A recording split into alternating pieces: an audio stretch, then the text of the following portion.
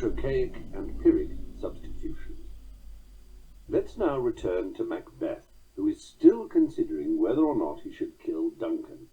He says, "I have no spur to prick the sides of my intent, but only vaulting ambition, which leaps itself and falls on t'other. How now, what news?" Forgetting caesuras and enjambments this time, listen to the 3 lines as an example of iambic pentameter.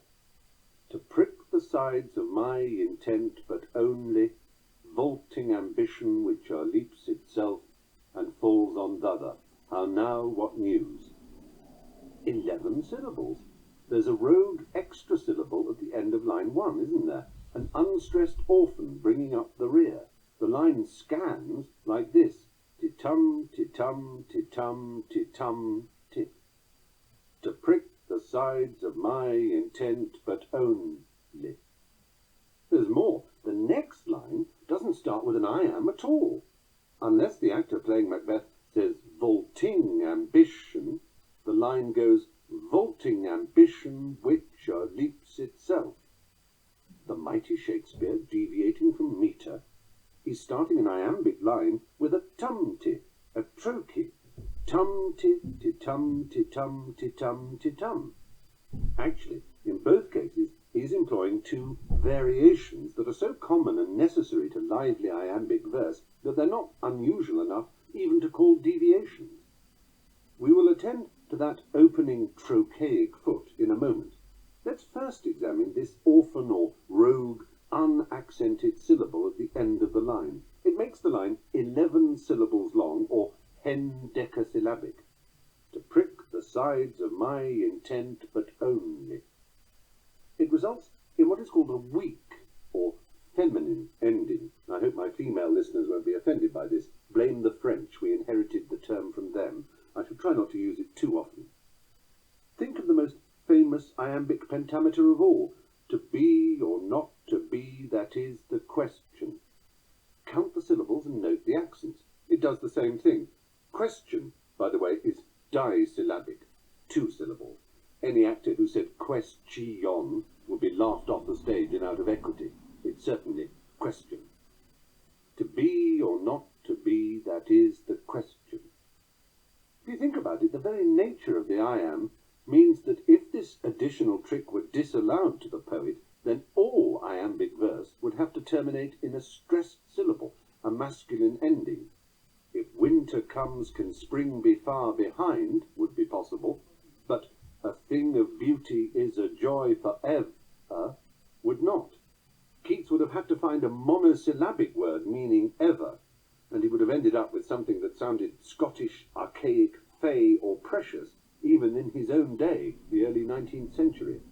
A thing of beauty is a joy for aye.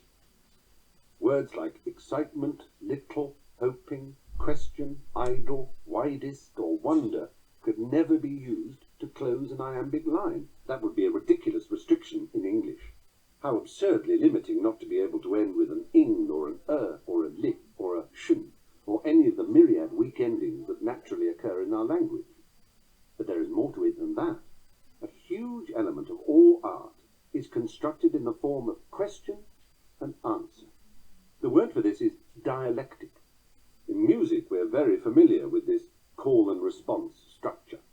The opening figure of Beethoven's Fifth is a famous example. Da-da-da-da, da-da-da-da. Beethoven actually went so far as to write the following in the score of the finale of his string quartet in F major. Muss es sein, must it be. Es muss sein, it must be. In poetry, this is a familiar structure. Question: shall I compare thee to a summer's day? Answer: thou art more lovely and more temperate. It is common in rhetoric too. Ask not what your country can do for you, but what you can do for your country. This is a deep, instinctive property of so much human communication. In the Greek drama and dance, it was called strophe and antistrophe. In the liturgy of the church, it is known as versicle and response. One might suggest that this is something to do with the in and out pumping of the heart itself, systole and diastole, and the very breath of life, inhalation and exhalation. Yin and yang and other binary oppositions in thought and the natural world world come to mind. We also reason dialectically, from problem to solution, from proposition to conclusion, from if to then. It is the copulation of utterance, the means by which thought and expression mimic creation by taking one thing, thesis, suggesting another, antithesis, and making something new of the coupling, synthesis. Prosecution, defense, verdict. The most obvious example of a poem with an if-then structure is, of course, Kipling's poem If, regularly voted the nation's favourite. It is written in strict iambic pentameter, but with alternating feminine and masculine line endings throughout. He does this with absolute regularity throughout the poem, switching between lines of weak, 11-syllable, and strong, 10-syllable endings, which gives a characteristic swing to the verse. If you can keep your head when all about you are losing theirs and blaming it on you, if you can trust yourself when all men doubt you, but make allowance for their doubting too. Do you see how this metrical alternation precisely suggests a kind of dialectical structure? If you can dream and not make dreams your master, if you can think and not make thoughts your aim, if you can meet with triumph and disaster, and meet those two impostors just the same, if you can fill the unforgiving minute with 60 seconds worth of distance run, yours is the earth and everything that's in it, and, which is more, you'll be a man, my son. What's actually happening is that the wider line structures echo the metrical structure. Just as the feet go weak, strong, so the lines go weak, strong. You might put the thought into iambic pentameters. The weaker ending forms a kind of question. The stronger ending gives you your reply. The finality of downstroke, achieved by a strong ending, seems to answer the likeness of a weak one. After all, the most famous weak ending there is just happens to be the very word question itself. To be or not to be, that is the question. It's not a rule. The very phrase question and answer is only an approximation of what we mean by dialectic, and naturally there is a great deal more to it than I have suggested. Through French poetry we have inherited a long tradition of alternating strong, weak line endings, which we will come to when we look at verse forms and rhymes. The point I'm anxious to make, however, is that metre is more than just a titum, titum. Its very regularity and the consequent variations available within it can yield a structure that expresses meaning quite as much as the words themselves do. Which is not to say that 11-syllable lines only offer questions. Sometimes they're simply a variation available to the poet and result in no particular extra meaning or effect. Kipling does demonstrate, though, in his hoary old favourite, that when used deliberately and regularly, alternate measures can do more. The metrist Timothy Steele, in All the Fun's in How You Say a Thing, published by the Ohio University Press, has pointed out how Shakespeare, in his 20th sonnet, A Woman's Face with Nature's Own Hand Painted, uses only weak endings throughout the poem. Every line is 11 syllables. Shakespeare's conceit in the poem, his image or overarching concept, is that his beloved, a boy, has all the feminine graces. The proliferation of feminine endings is therefore a kind of metrical pun. Macbeth's tomorrow and tomorrow and tomorrow is another celebrated example of iambic pentameter ending with that extra or hypermetrical unstressed syllable. Note, incidentally, that while he would not normally choose to emphasize a word like and in a line of poetry, the beauty of Shakespeare's iambs here is that the rhythm calls for the actor playing Macbeth to hit those ands harder than one would in a line like, I want some jam and tea and toast today, with Shakespeare's line, tomorrow and tomorrow and tomorrow. The futility and tedium of the succession of tomorrows is all the more manifest because of the metrical position of those ands. Which of us hasn't stressed them in sentences like, I've got to mow the lawn and pick up the kids from school and do the tax returns and write a thank you letter and cancel the theatre tickets and ring the office. An 11-syllable line was more the rule than the exception in Italian poetry, for the obvious reason that an iambic hendecasyllabic line must have a weak ending. like almost every word in Italiano. Dante's Inferno is written in iambic endecasillabo. Nel mezzo del cammin di nostra vita. An English translation might go in iambic pentameter, midway upon the journey through our life. There would be no special reason to use hendecasyllables in translating the Inferno. In fact, it would be rather difficult. English, unlike Italian, is full of words that end with a stressed syllable. The very nature of the iamb is its light, heavy progression. It seems to be a deeply embedded feature of English utterance. To throw that away in the pursuit of imitating the metrics of another language would be foolish. Lots of food for thought there, much of it beyond the scope of this book. The point is that the 11-syllable line is open to you in your iambic verse. Why not 9 syllables, you may be thinking? Why not dock a syllable and have a 9-syllable line with a weak ending? Let's sit ourselves beside this river.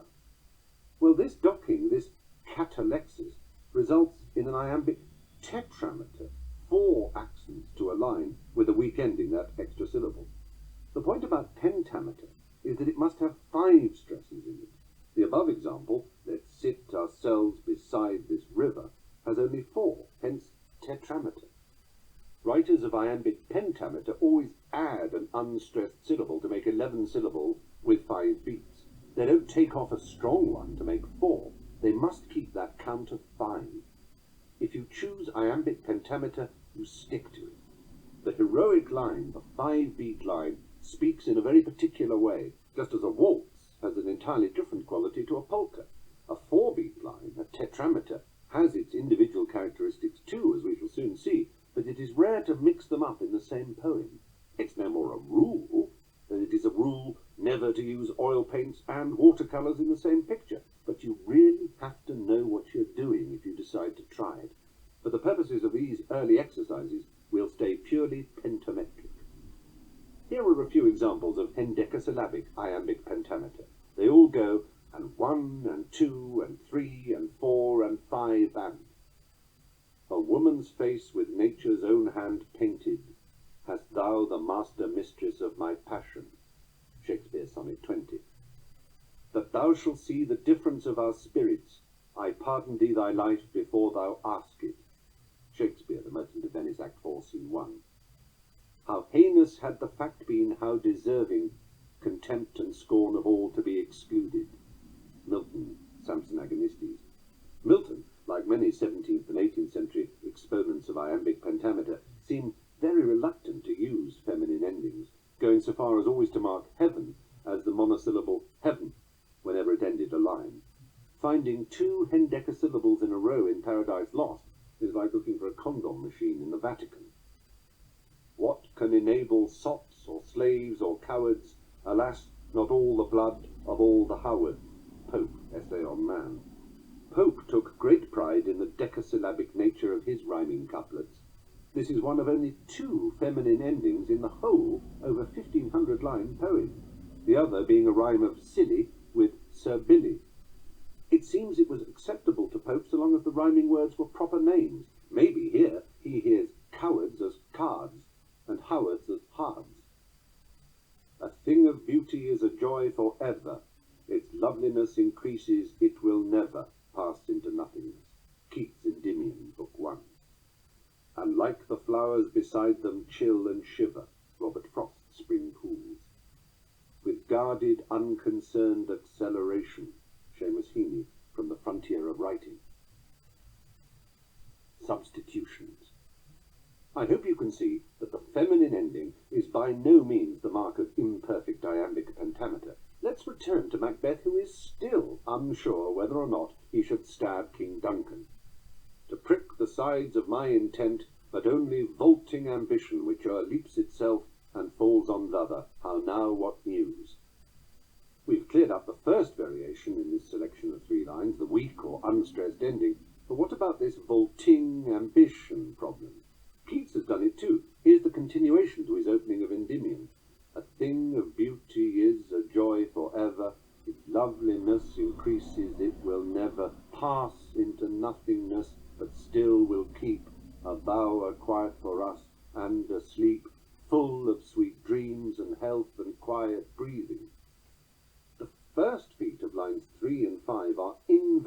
iambs, or trochees.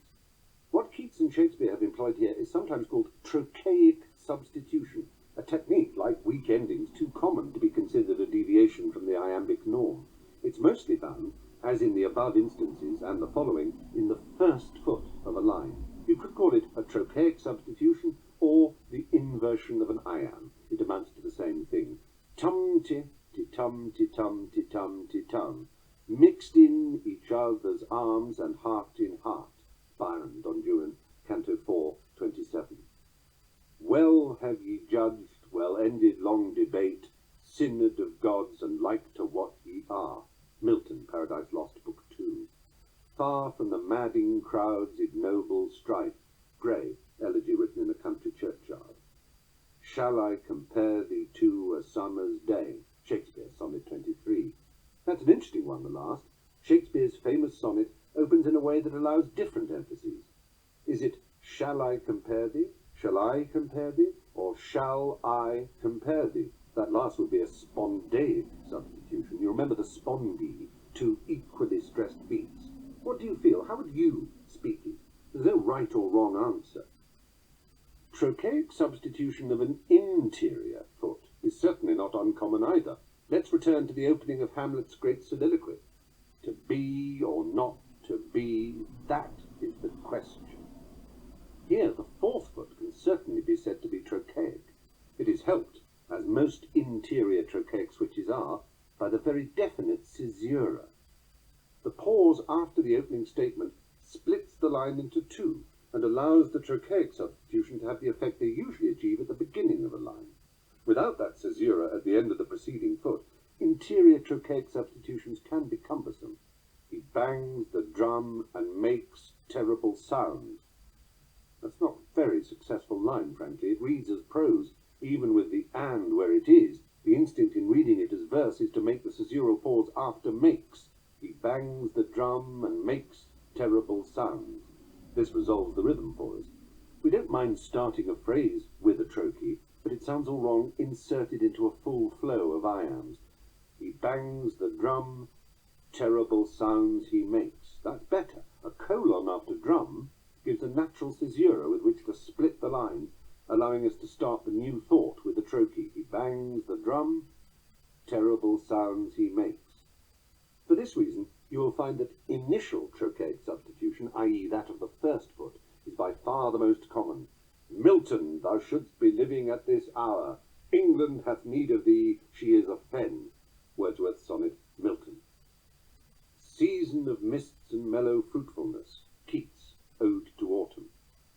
Just as it would be a pointless limitation to disallow unstressed endings to a line, so it would be to forbid stressed beginnings, hence trochaic substitution. There's one more inversion to inspect before our heads burst. Often in a line of iambic pentameter you might come across a line like this, from Shakespeare's Sonnet number 1. But thou contracted to thine own bright eyes. Contracted to thine own bright eyes is rather ugly, don't you think? After all, there's no valuable distinction of meaning derived by hitting that innocent little particle. So has Shakespeare, by only the fifth line of his great sonnet sequence, already blown it and mucked up his iambic pentameters? Well, no, let's scan it like this. But thou contracted to thine own bright eyes. That third foot is now Pyrrhic, two unaccented beats. We've taken the usual stress off its second element. We have demoted the foot, if you like. We have, in metrical jargon, effected Pyrrhic substitution. This is most likely to occur in the third or fourth foot of a line, otherwise it disrupts the primary rhythm too much. It's essential, too, in order for the meter to keep its pulse, that the Pyrrhic foot be followed by a proper iamb. Pyrrhic substitution results, as you heard, in 3 unaccented beats in a row, which are resolved by the next accent, in this case, own. But thou contracted to thine own bright eyes. Check what I'm saying by writing it down yourself, if you like. It can all seem a bit bewildering as I bombard you with references to the third foot and the second unit and so on. But so long as you keep checking and writing it down, you can keep track of it all, and it is worth doing.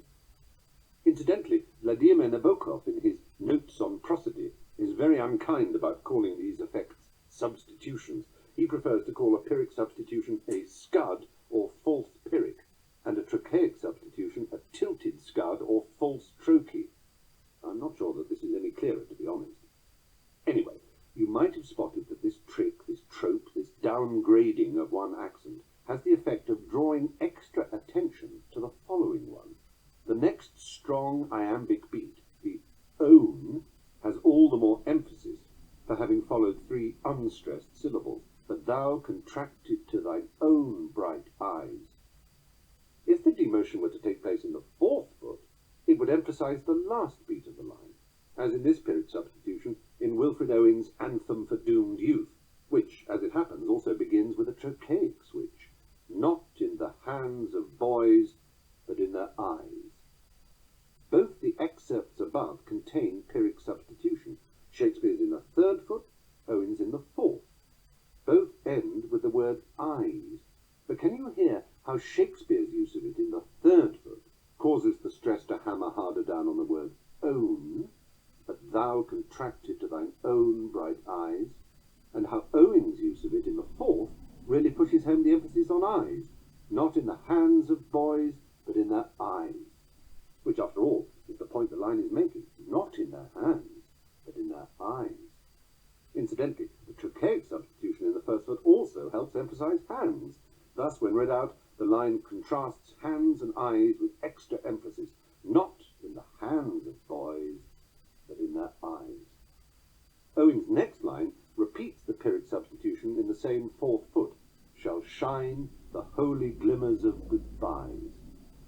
A stressed of would be a horrid example of what's called a wrenched accent, shall shine the holy glimmers of goodbyes, an unnatural stress forced in order to make the metre work. Scudding over the of and making the foot Pyrrhic does not sacrifice the metre, shall shine the holy glimmers of goodbyes. Owen was a poet who, like Shakespeare, really knew what he was doing. These effects are not accidental. The substitutions do not come about by chance or through some carefree inability to adhere to the form and hoping for the best. Owen studied metre and form constantly and obsessively, as did Keats, his hero, as indeed did all the great poets. They would no more be unaware of what they were doing than Rubens could be unaware of what he was doing when he applied an impasto dot of white to give shine to an eye, or than Beethoven could be unaware of what happened when he diminished a seventh or syncopated a beat. The freedom and the ease with which a master can do these things belies immense skill derived from practice. Incidentally, when Rubens was a young man, he went round Rome feverishly drawing and sketching antique statues and old master paintings, lying on his back, standing on ladders, endlessly varying his viewpoint so as to give himself differing angles and perspectives. He wanted to be able to paint or draw any aspect of the human form from any angle, to master foreshortening and moulding and all the other techniques, spending months on rendering hands alone. All the great poets did the equivalent in their notebooks, busying themselves endlessly with different meters, substitutions, line lengths, poetic forms and techniques. They wanted to master their art as Rubens mastered his. They say that the poet Tennyson knew the quantity of every word in the English language except scissors. A word's quantity is essentially the sum of the duration of its vowels. We shall come to that later. The point is this: poetry is all about concentration. The concentration of mind and the concentration of thought, feeling and language into words within a rhythmic structure. In normal speech and prose, our thoughts and feelings are diluted by stock phrases and roundabout approximations. In poetry, those thoughts and feelings must be, concentrated. It may seem strange for us to focus in such detail on something as apparently piffling as a Pyrrhic substitution, but I'm convinced that a sense, an awareness, a familiarity, and finally a mastery of this and all the other techniques we have seen and will see allow us a confidence and touch that the uninformed reading and writing of verse could never bestow. It's a little like changing gear in a car. It can seem cumbersome and tricky at first, but it soon becomes second nature. It's all about developing the poetic equivalent of muscle memory. With that in mind, here are some more lines featuring these stressed demotions or Pyrrhic substitutions. Here is one from The Merchant's Tale. And up he yaff, a roaring and a cry. We would not say a roaring and a cry, unless the sense demanded it. Chaucer, like Owen, shows that a demotion of the fourth beat throws more weight onto the fifth, cry, and up he yaff, a roaring and a cry. Owen demonstrates that it's possible with a second beat, too. Come gargling from the froth-corrupted lungs. Come gargling from the froth-corrupted lungs seems a bit wrenched. The demotion allows the push here on garg and froth to assume greater power. Come gargling from the froth-corrupted lungs. Listen to these lines from a poem that every American schoolchild knows, Stopping by Woods on a Snowy Evening by Robert Frost. It's the literary equivalent of The Night Before Christmas, quoted and misquoted every holiday season in the States. The woods are lovely, dark and deep, but I have promises to keep, and miles to go before I sleep. To read the phrase, promises to keep, would be an absurd wrench, wouldn't it? Clearly that's a Pyrrhic substitution too. The opening line of Shakespeare's Richard III has a demoted third beat. Note that the first foot begins with a Trochaic substitution. Now is the winter of our discontent. So, here is a summary of the 6 new techniques we've learned to enrich the iambic pentameter. 1. End stopping, how the sense, the thought, can end with the line. 2. Enjambment, how it can run through the end of a line. 3. Caesura, how a line can have a break, a breath, a pause, a gear change. 4. Weak endings, how you can end the line with an extra weak syllable. 5. Trochaic substitution, how you can invert the iamb to make a trochee. 6. Pyrrhic substitution, how you can downgrade the beat of an interior, second, third or fourth foot, to turn it into a doubly weak or Pyrrhic foot. Poetry exercise 3. You can probably guess what I'm going to ask for here. 16 unrhymed lines of iambic pentameter. The idea is to use Pyrrhic and Trochaic substitutions, 5 points for each, weak endings, that extra syllable at the end, 2 points for each, but all without going overboard and losing the primary iambic rhythm. You can also award yourself 2 points for every successful enjambment. Before you embark upon your own, we're going to analyse my attempt at the exercise and award points. I've sought inspiration, if that is the word, from the headlines on today's BBC News website, and would recommend this as preferable to staring out of the window chewing the end of a pencil awaiting the muse's kiss. 4 news stories in all. Policemen in a shocking poll revealed they have no time for apprehending felons. Criminals now at last are free to work. Why can't the English play the game of cricket? Inside a tiny wooden urn are buried the ashes of a great and sporting nation.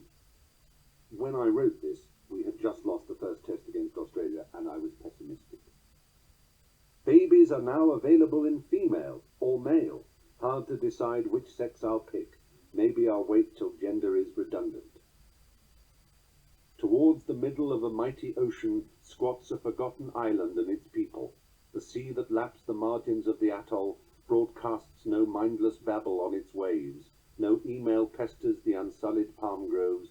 Newspaper stories pass it quietly by. How long before we go there and destroy it? I know, pathetic, isn't it? I hope you are filled with confidence. Once again, I must emphasize these are no more poems than practice scales or sonatas. They are purely exercises, as yours should be.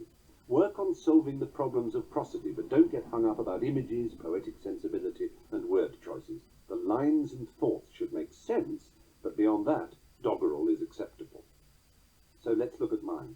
Policeman in a shocking poll revealed. That's a pretty clear Pyrrhic in the second foot. No need to stress the in. Policeman in a shocking poll revealed. And I reckon the rest of the line recovers its iambic tread okay, so 5 points to me. They have no time for apprehending felons. Straight iambics, just 2 points for the hypermetric ending, felons. Criminals now at last are free to work. 5 points for the initial trochee. Why can't the English learn the game of cricket? 5 for the opening trochee. I think you'll agree it's why can't, not why can't. Plus 2 for the weak ending. Inside a tiny wooden urn are buried. Iambics, just 2 for the ending. It's a bit like scoring for cribbage. The ashes of a great and sporting nation.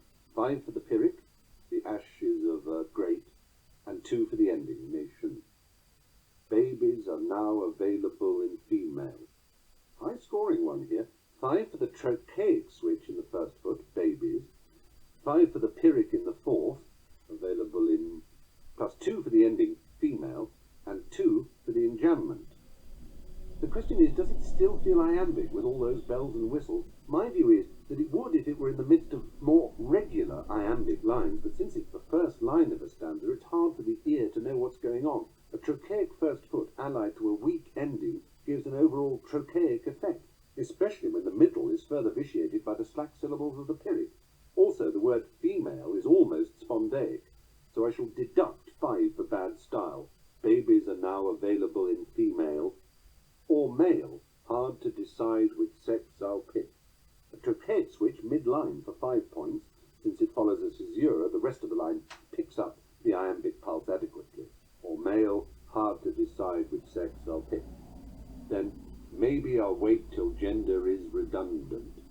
Trochaic of the first with Pyrrhic of the fourth again, 12 points. For some reason I don't think this one misses its swing so much as the other, so I'll only deduct 3. Then again, perhaps it keeps its swing because it isn't a real Pyrrhic. Hard not to give a push to the is there, don't we feel? Maybe I'll wait till gender is redundant. Towards the middle of a mighty ocean, 7 points. Squats a forgotten island and its people, 12. The sea that laps the margins of the atoll, 7. Broadcasts no mindless babble on its waves, 10. No email pesters the unsullied palm groves, 7. Newspaper stories pass it quietly by, 5. How long before we go there and destroy it, 7. I make my score 106. I'm sure you can do better with your 16 lines. To recap, 16 lines of iambic pentameter, 5 points for trochaic and Pyrrhic substitutions, 2 points for enjambments, 2 points for feminine endings. Be tough on yourself when marking. If, in a bid to make a high score, you've lost the underlying rising tread of the iambic pentameter, then deduct points with honesty. Have fun. More meters. Octameters, hexameters, heptameters, tetrameters, trimeters, dimeters, monometers. Why 5 feet to a line? Why not 4, or 6, 3, or 7, 8 even? Why not indeed? Here are the most likely possibilities. 1 beat, monometer. He bangs the drum. 2 beats, dimeter. His drumming noise awakes the boys. 3 beats, trimeter. His drumming makes a noise and wakes the sleeping boys. 4 beats, tetrameter. He bangs the drum and makes a noise. It shakes the roof and wakes the boys. 5 beats, pentameter. He bangs the drum and makes a dreadful noise. It shakes the roof and wakes the sleeping boys. 6 beats, hexameter. He bangs the drum and makes the most appalling noise. It shakes the very roof and wakes the sleeping boys. 7 beats, heptameter. He bangs the wretched drum and makes the most appalling noise. Its racket shakes the very roof and wakes the sleeping boys. 8 beats, octameter. He starts to bang the wretched drum and make the most appalling noise. Its dreadful racket shakes the very roof and wakes the sleeping boys. I've hardly given more information in the octameter, heptameter, hexameter, or pentameter than there is in the tetrameter. Of course the boys are sleeping. You can't wake someone who isn't, and a very roof is still a roof. I've made up my own nonsense specifically to show the variation in feel when the sense or narrative is broadly the same and the number of feet marks the only real difference. Generally speaking, and I do mean very generally, the pentameter is used for serious poetry, for contemplative, epic, heroic, and dramatic verse. That doesn't mean that the other measures can't be. We will come to how we choose a particular form or line of verse later. At the moment, we are more interested in discovering and defining terms than ascribing value or function to them. The technical difference is what concerns us now. The stylistic difference is for a later section. 6 feet give us a hexameter, the line of choice in most classical verse. He bangs the drum and makes the most appalling single line works fine. The experience of writing whole poems in hexameters, in six-footers, is that they turn out to be a bit cumbersome in English. The pentameter seems to fit the human breath perfectly, which is why it was used not just by Shakespeare, but by just about all English verse dramatists. French poets and playwrights, like Racine, did use the hexameter or alexandrine all the time. That's named from a 12th century French poem, Le Roman d'Alexandre. In English verse, it is rare. What's so different about French, then? I think the most important reason is, as I made clear earlier, that French words tend not to be so varied in their accentuation as English. Why is this relevant? Well, it means that French poetry, since so many words are equally stressed, relies more on what is known as quantitative measure, divisions based on the temporal duration of long and short vowels. This is how classical Greek and Latin poetry was constructed. Most English verse, as I hope we've discovered, is metered by syllabic accentuation, the rises and falls of stress. You can certainly try and write whole English poems composed of iambic hexameter, but I suspect you'll find, in common with English language poets who experimented with it on and off for the best part of 1,000 years, that it yields rather clumsy results. Its best use is as a closing line to stanzas, as in Hardy's The Convergence of the Twain, lines on the loss of the Titanic. And consummation comes and jars two hemispheres. Keats ends each stanza of the Eve of St. Agnes with an Alexandrine in a style derived from the verse of Edmund Spenser. She sighed for Agnes' dreams the sweetest of the year. Alexander Pope, in his otherwise pentametric An Essay on Criticism, was harsh on these Spenserian mannerisms and included this self-descriptive hexameter. A needless Alexandrine ends the song that like a wounded snake drags its slow length along. There are very few examples of 8-beat lines in English verse. Tennyson's Locksley Hall is a rare successful example of a trochaic octameter. In the spring a fuller crimson comes upon the robin's breast.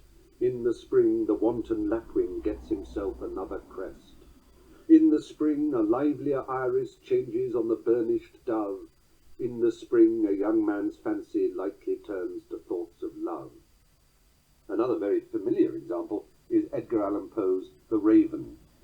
Once upon a midnight dreary, while I pondered weak and weary, over many a quaint and curious volume of forgotten lore, while I nodded nearly napping, suddenly there came a tapping, as of someone gently rapping at my chamber door. You will have noticed Poe chooses to end the even-numbered lines strongly, docking the final weak syllable, as Tennyson does for every line of Locksley Hall. You might also notice how I tended to break up these line lengths into two manageable four-stress half-lines. Poe's lines have very clear and unmistakable caesuras, while Tennyson's are less forceful. The four-stress impulse in English verse is very strong, as we shall see. Nabokov, in his Notes on Prosody, suggests that the hexameter is a limit beyond which the metrical line is no longer felt as a line and breaks in two. Heptameters, 7-stress lines, are possible and certainly do tend to break in two. They are known in the trade as 14ers, referring to the usual syllable count. Here's a line from Hardy's The Lacking Sense. Assist her where thy creaturely dependence can or may. As you can hear, it is perfectly iambic, though one could suggest demoting the fourth foot to a pyrrhic. Assist her where thy creaturely dependence can or may. Actually, 14ers were very popular in the 16th century, although Shakespeare disdained their use, a fact which has been adduced by some to damn the claims of Edward de Vere, 17th Earl of Oxford, as the real author of the Shakespearean canon, for Oxford loved them. My life through lingering long is lodged in lair of loathsome ways, my death delayed to keep from life the harm of hapless days. This preposterously over-alliterated couplet hardly seemed Shakespearean. In fact, Shakespeare mocked precisely such bombastic nonsense in Pyramus and Thisbe, the play within a play, performed by Bottom and the other unlettered rude mechanicals in A Midsummer Night's Dream, having great fun at the expense of Oxfordian 14ers and their vulgar alliterations. But stay, O spite, but mark, poor knight, what dreadful dole is here. Eyes, do you see, how can it be, O dainty duck, O dear? You may notice that Hardy's example, assist her where thy creaturely dependence can or may, is a true heptameter, whereas Oxford's lines, and Shakespeare's parody of them, are in effect so broken by the caesuras after the fourth foot that they could be written as 4 lines rather than 2. My life through lingering long is lodged in lair of loathsome ways, my death delayed to keep from life the harm of hapless days. We can do the same thing with Kipling's popular Tommy, which he laid out in 14ers. Yes, making mocker uniforms that guard you while you sleep is cheaper than them uniforms, and their starvation cheap. And hustling drunken soldiers, when they're going large a bit, is 5 times better business than parading in full kit. What we have there are verses in lines footed in alternating 4s and 3s, tetrameters and trimeters, a metrical scheme you will see again and again in English poetry. Such 4 and 3 beat lines are also common in verse designed for singing, which after all uses up more breath than speech.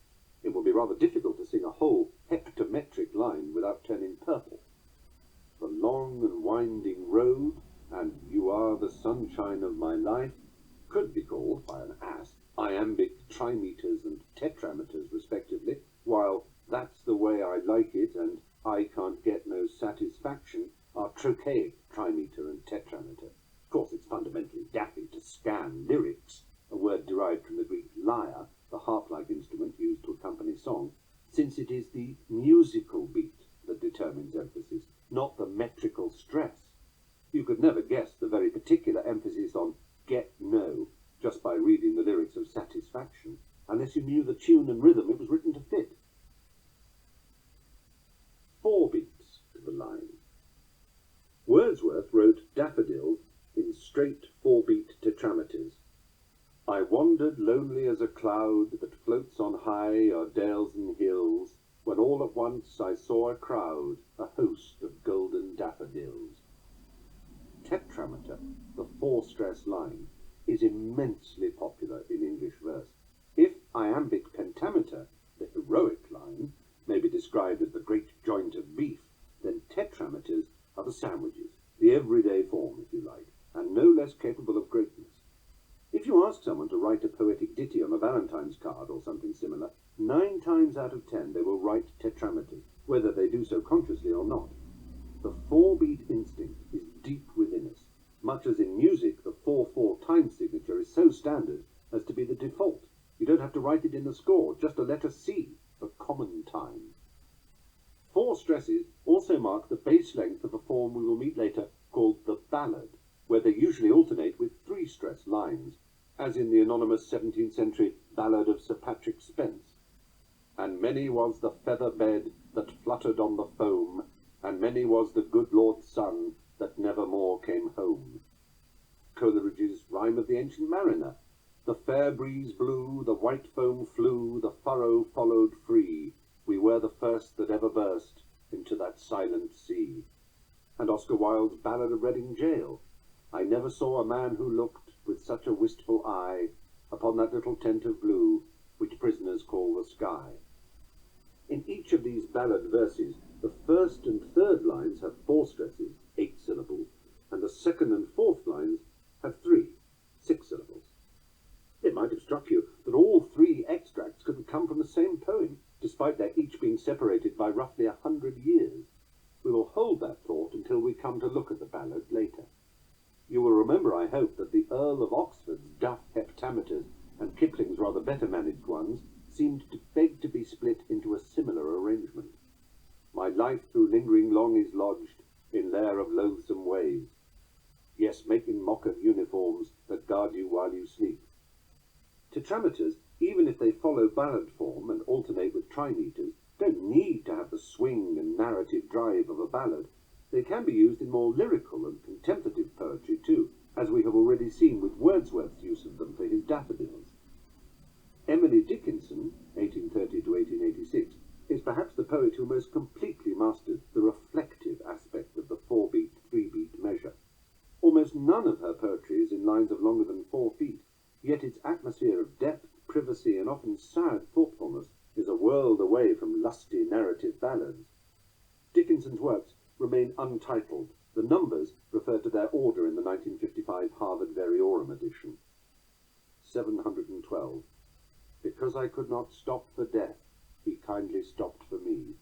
The carriage held but just ourselves and immortality. 1612. The auctioneer of parting, his going, going, gone, shouts even from the crucifix, and brings his hammer down. He only sells the wilderness. The prices of despair range from a single human heart to 2, not any more. Lord Byron shows that pure 4-beat tetrameters can be blissfully lyrical. Note the initial trochaic substitution in the last line. She walks in beauty like the night of cloudless climes and starry skies, and all that's best of dark and bright meets in her aspect and her eyes. While Humbert Woolf demonstrates here their appropriateness for comic satire. You cannot hope to bribe or twist, thank God, the British journalist, but seeing what the man will do unbribed, there's no occasion to. The above examples are, of course, in iambic 4 beats. Ti-tum, ti-tum, ti-tum, ti-tum. She walks in beauty like the night. Mary Sidney, Countess of Pembroke's metrical version of Psalm 71 is written in trochaic tetrameters. Tum, ti, tum, ti, tum, ti, tum, ti. Lord, on thee my trust is grounded. Leave me not with shame confounded. As is Longfellow's Song of Hiawatha, often stopped and gazed imploring at the trembling star of evening, at the tender star of woman, and they heard him murmur softly. Now listen to the following 2 4-stress lines, which reiterate the point I made earlier about question and answer, the obvious but crucial difference in the way each foot, as it were, distributes its weight. Trochees end their lines in weakness. Iambic lines resolve with strength. But as we know, iambic lines don't have to end with a stressed syllable. You can add an extra weak syllable, hypermetric addition. Similarly, trochaic lines can have their weak ending dropped, catalectic subtraction.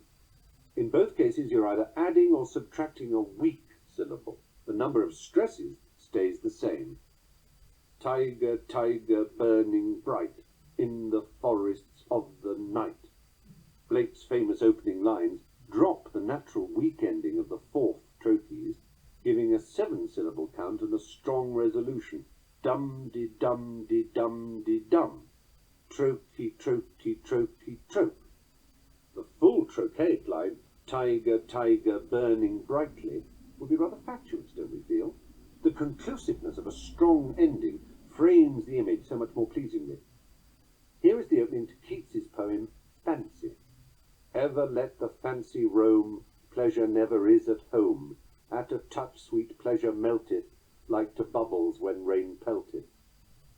Both lines of the first couplet, a couplet is a pair of rhyming lines, have their final weak endings docked. The second couplet is of 4 full trochees. Why? Well, at the risk of taking us back to English classes, it's worth considering this for the sake, if not of appreciation, then at least of one's own poetry. The strong endings of the opening give a sense of the epigrammatic and purposeful. They offer a firm opening statement. Ever let the fancy roam, pleasure never is at home. The weak endings of melteth and pelteth, after all, in his time, Keats could perfectly well have said melts and pelts, echo the meaning of the image by melting and popping to their end rather than banging to a solid conclusion. Sweet pleasure's evanescence is evoked by the evanescence of the meter. At a touch sweet pleasure melteth, like to bubbles when rain pelteth. Did he consciously set out to do this, and for that reason? Well, I think someone with a sensitive ear for the rhythms and cadences of verse wouldn't need to be taught something like that. To anybody with the slightest instinct, such use in meter would come as naturally as finding the right musical phrase for the right emotion, comes to a composer. It is true, however, that Keats from an early age completely soaked himself in poetry, and, despite being labelled a Cockney poet by literary snobs of the time, experimented all his life with poetic form, and constantly wrote about prosody and chewed over its nuances passionately with his friends and fellow poets. A mixture of absorption in poetry, obsession with technique, and, of course, natural talent, culminates in what you might call poetic taste, a feel for precisely which techniques to reach for. Incidentally, for some reason, Keats's Fancy was one of my favourite poems when I was a moon-calf teenager. Don't ask me why. It is, after all, a slight work compared to Endymion, Lamia, and the great Odes. Mixed feet. Let's consider the whole issue of mixing feet within a poem. The end of writing poetry is not to write perfect metre with every line going da-dum or dum-da into the distance. It is to use the metre you've chosen to reflect the meaning, mood, and emotional colour of your words and images.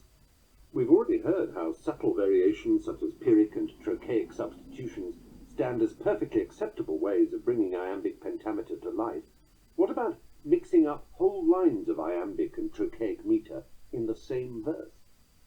He bangs the drums and makes a noise, scaring girls and waking boys. Nothing necessarily wrong with that either. Don't get hung up on writing perfectly symmetrical parades of consistent rhythm. Utterance, sung or spoken, underlies poetry. Human utterance, like its heartbeat and its breathing, quickens, pauses, and breaks its patterns according to states of relaxation, excitement, passion, fear, and all manner of moods and feelings. This is precisely why I took so long over caesura and enjambment earlier. No one could say that the above two lines are wrong.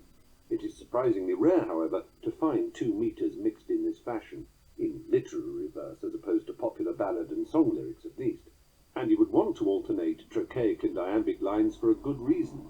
The ear of the reader would note, however subconsciously, the variation and expect something from it. Perhaps in the above example, the alternating trochaic lines could form a kind of chorus or explanatory aside. He bangs the drums and makes a noise, scaring girls and waking boys. He makes a row till dawn unfurls, waking boys and scaring girls. I never knew a greater pest, even squirrels need a rest. He drives his wretched family wild, spare the rod and spoil the child. So long as you are in control of the metre, using its swing and balance to fit the mood, motion, or story of your poem, there is no reason not to use a variety of beats within the same piece. I would only repeat this observation. Well-made poems do not mix up their metric scheme carelessly. Have you ever seen a parish magazine or some other flyer, newsletter, brochure, or poster where the designer has got too excited about the number of fonts available on his computer and created a great crashing mess of different typefaces and sizes? Musical pieces often go into double time or modulate up or down for effect, but generally speaking, such techniques are crass and ugly unless there's a good purpose behind it all. Most of the paintings we admire use a surprisingly small palette of colours. A profusion of herbs in a dish can cancel out each flavour or drown the main ingredients. You get the idea. Having said all that, let's hear the whole first stanza of Blake's The Tiger. Tiger, tiger, burning bright in the forests of the night, what immortal hand or eye could frame thy fearful symmetry? As we observed earlier, these are trochaic four-stressed lines, docked of their last weak syllable. That holds true of the first three lines, but what's afoot with the last one? It's a regular iambic four-stressed line, could frame thy fearful symmetry. Here's the third stanza. And what shoulder and what art could twist the sinews of thy heart? And when thy heart began to beat, what dread hand and what dread feet? Trochaic first and last lines enveloping two central iambic lines, and the poem's penultimate stanza runs, when the stars threw down their spears and watered heaven with their tears, did he smile his work to see?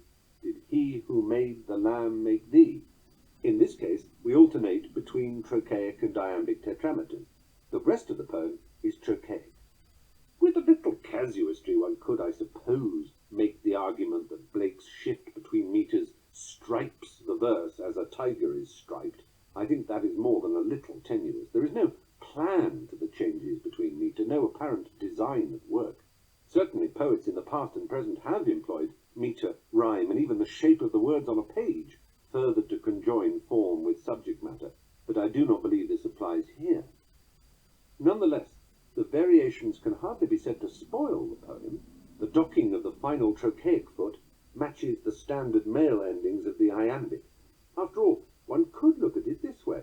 Are the odd lines out really iambic, or are they trochees with an extra weak syllable at the beginning? Trochees are the opposite of iambs, after all. If you can pop a weak syllable at the end of an iambic line, why not shove one onto the beginning of a trochaic one? It's finally a matter of nomenclature and one's own ear. For many modern metrists, there's no such thing as the iamb or the trochee at all. There are only lines with a set number of beats or stresses to them. Where the weak syllables come is, for them, irrelevant.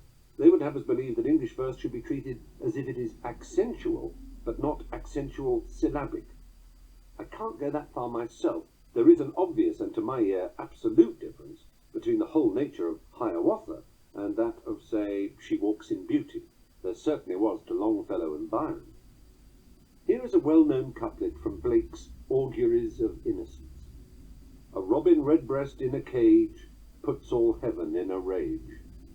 That is metrically identical to my made-up hybrid line, he bangs the drums and makes a noise, scaring girls and waking boys. Heartless to quibble with Blake's sentiment, but to most ears, trained or otherwise, it is a bit of a dud, isn't it?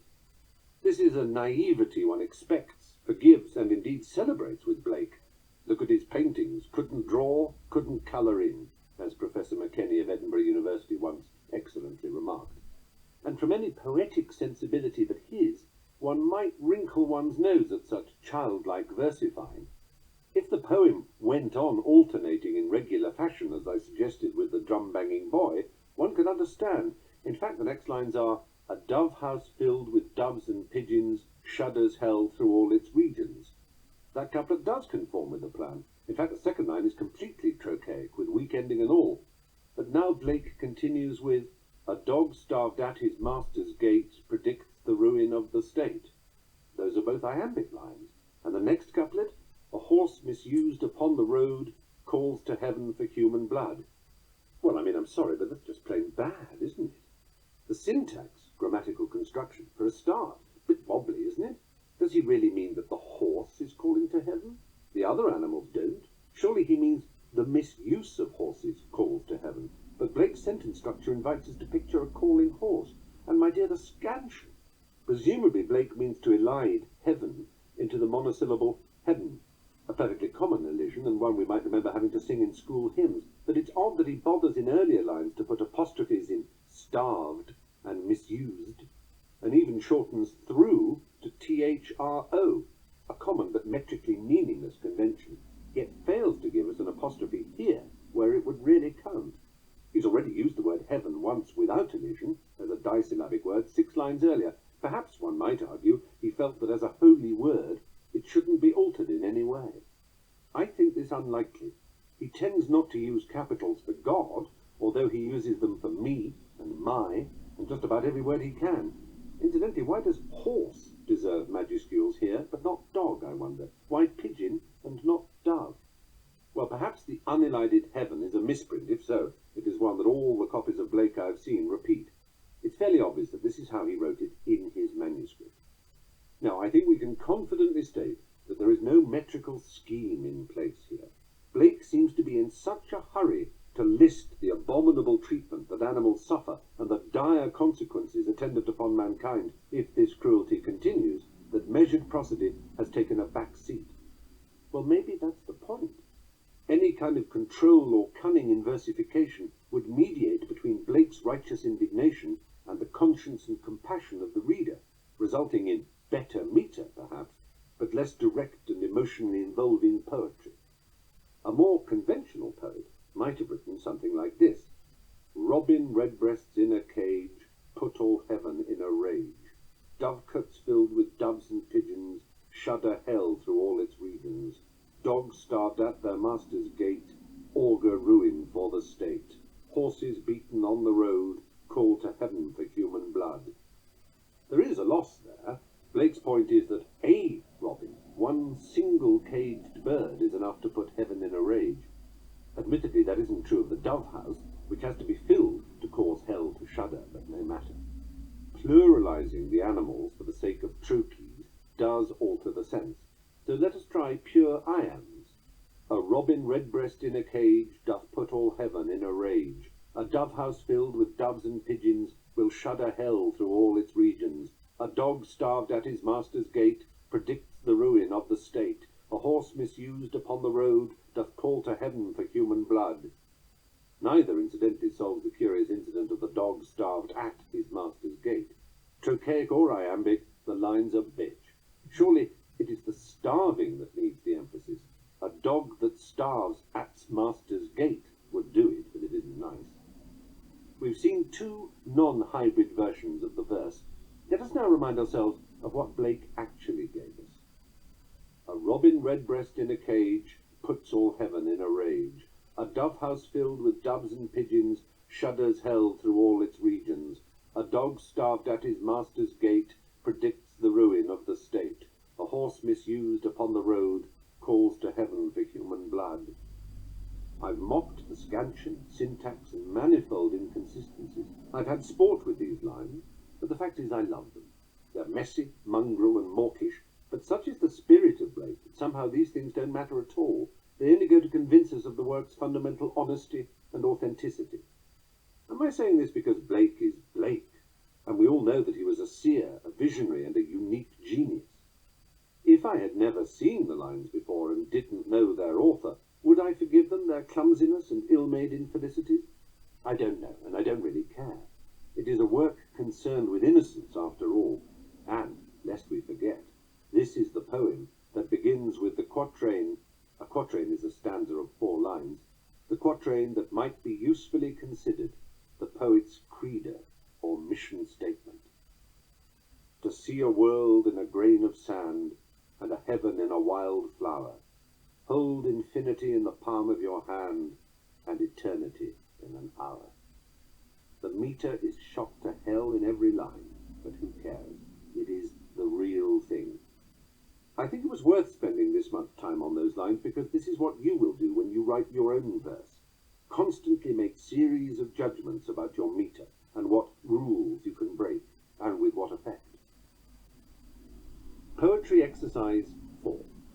It is now time, of course, to try writing your own verse of shorter measure. Here is what I want you to do. Give yourself 45 minutes. If you haven't got the time now, come back to the exercise later. I believe it's much simpler if you have a subject, so I have selected television.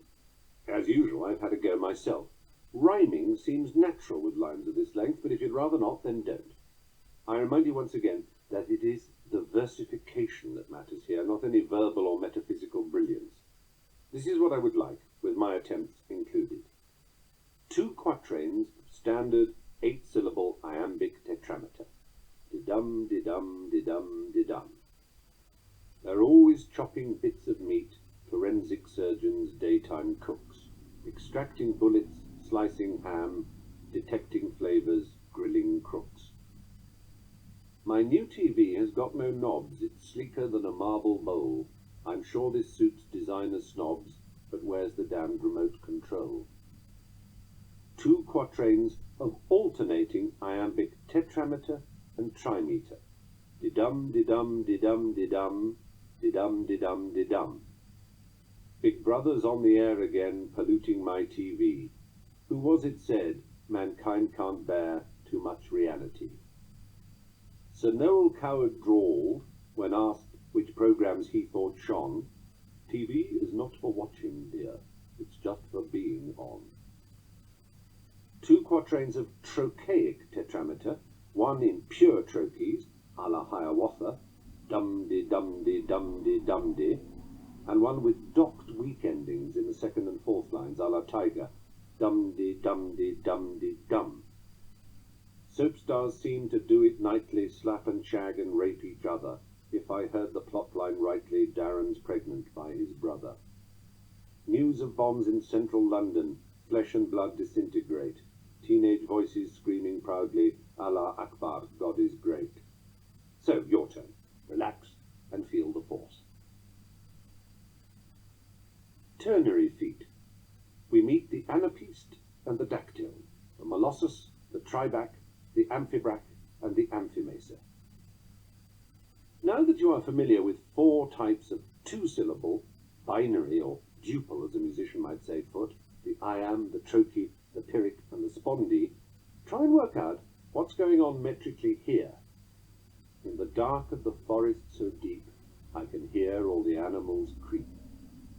It feels, doesn't it, that the only way to make sense of this meter is to think of the line as having feet with 3 elements to them, the third one bearing the beat, a kind of titty-tum, titty-tum, titty-tum, triple rhythm.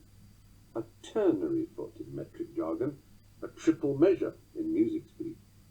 In the dark of the forest so deep, I can hear all the animals creep. Such a titty-tum foot is called an anapest, as if the foot is a skiing champion, anapest, although it's spelt A-N-A-P-A-E-S-T. It is a ternary version of the iamb in that it is a rising foot, going from weak to strong, but by way of 2 unstressed syllables instead of the iamb's 1. Any purely anapestic line is either a monometer of 3 syllables, unconvinced, a dimeter of 6, unconvinced at a loss, a trimeter of 9, unconvinced at a loss, discontent, or a tetrameter of 12, unconvinced at a loss, discontent in a fix, and so on. Don't be confused. That line of 12 syllables is not a hexameter. It is a tetrameter. It has 4 stressed syllables, vinced, loss, tent, and fix, and convinced at a loss, discontent in a fix. Remember, it's the number of stresses, not the number of syllables, that determines whether it's penta or tetra or hexa or any other kind of meter. Now listen to this anapestic tetrameter and note one other thing. Unconvinced, undecided, no glimpse of the truth. The first foot is one word, unconvinced. The second foot is 2/3 of a single word, undecided. Foot number 3 is 2 1/3 words, id no glimpse. And the fourth foot, 3 whole words, of the truth. Unconvinced, undecided, no glimpse of the truth. Employing a meter like the anapest doesn't mean every foot of a line has to be composed of an anapestic word, reprehend, unconvinced, understand, dispossessed. That would be ridiculous, as silly as an iambic pentameter made up of 10 words, as mocked by Pope, not to mention fiendishly hard. Nor would an anapestic tetrameter have to be made up of 4 pure anapestic phrases. Is it true that the world has no chance to be saved? The rhythm comes through just as clearly with unconvinced, undecided, no clue, at a loss, or in the dark of the forest so deep I can hear all the animals creep, where every foot has a different number of words. It's the beats that give the rhythm. Who would have thought poetry would be so arithmetical? It isn't, of course, but prosodic analysis and scansion can be. Not that any of this really matters for our purposes. Such calculations are for the academics and students of the future, who will be scanning and scrutinizing your work. Edgar Allan Poe's Annabel Lee is in anapestic ballad form, 4 stressed lines alternating with 3 stressed lines. For the moon never beams without bringing me dreams of the beautiful Annabel Lee. I suppose the best known anapestic poem of all, especially to Americans, is Clement Clarke Moore's tetrametric The Night Before Christmas. 'Twas the night before Christmas, when all through the house not a creature was stirring, not even a mouse.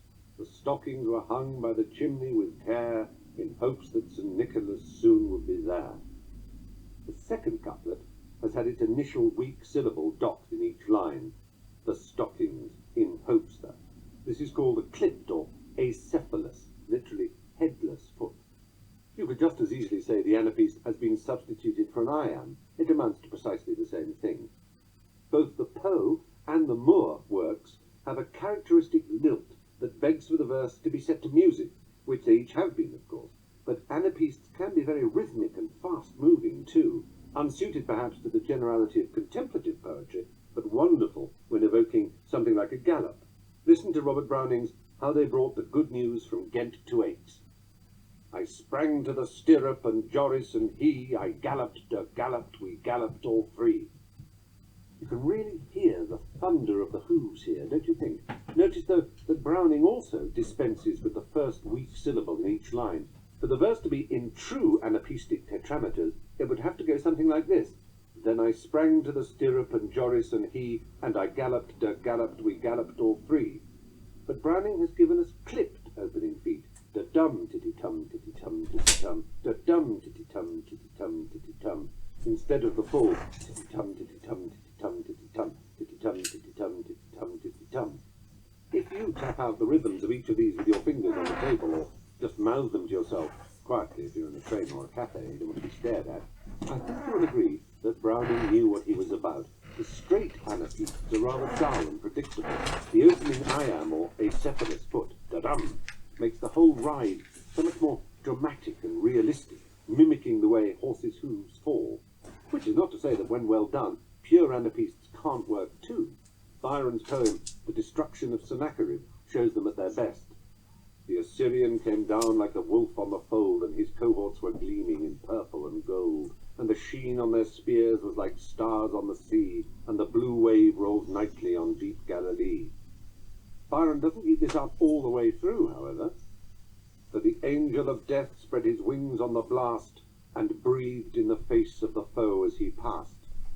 He could have written the anapeste, and he breathed. But I think his instinct to use the clipped and breathed instead is exactly right for the conceit. It's a very subtle difference. What do you think? For the angel of death spread his wings on the blast, and breathed in the face of the foe as he passed. For the angel of death spread his wings on the blast, and he breathed in the face of the foe as he passed. I think the clipping causes us to linger a tiny bit longer on the word breathed than we would in strict anapestic rhythm, and this brings the image to life. Now back to those standard anapestes, beating titty-tum, titty-tum, titty-tum, titty-tum, titty-tum, titty-tum, titty-tum, titty-tum. Imagine that instead of doing what Browning and Byron did and clipping off the head like so, da-dum, titty-tum, titty-tum, titty-tum, da-dum, titty-tum, titty-tum, titty-tum, you started with anapestes and ended with a spondee, which, as I mentioned earlier, is a double-stressed foot, hard cheese, hum, drum. Anapeste, anapeste, anapeste, spondee, anapeste, anapeste, anapeste, spondee. Titty-tum, titty-tum, titty-tum, dum-dum. That might remind you of the gallop from Rossini's Overture to William Tell, famously used for the TV series The Lone Ranger, and the three-way orgy in Kubrick's A Clockwork Orange. Titty-dum, titty-dum, titty-dum, dum-dum, titty-dum, titty-dum, titty-dum, dum-dum, etc. The spondee, inasmuch as it truly exists in English, makes a great full stop, either serious, like a tolling bell, or comic, as in the famous knocking rhythm that Americans express as shaven a haircut, 2 bits, tum-titty-tum-tum, tum-tum. If you wanted to scan that line, you would say haircut and 2 bits were both spondaic. But what is shavender? When you think about it, it's an anapeste in reverse. Instead of titty-tum, it's tum-titty, a new ternary foot for us to meet, and its name is dactyl. End of Disc 2.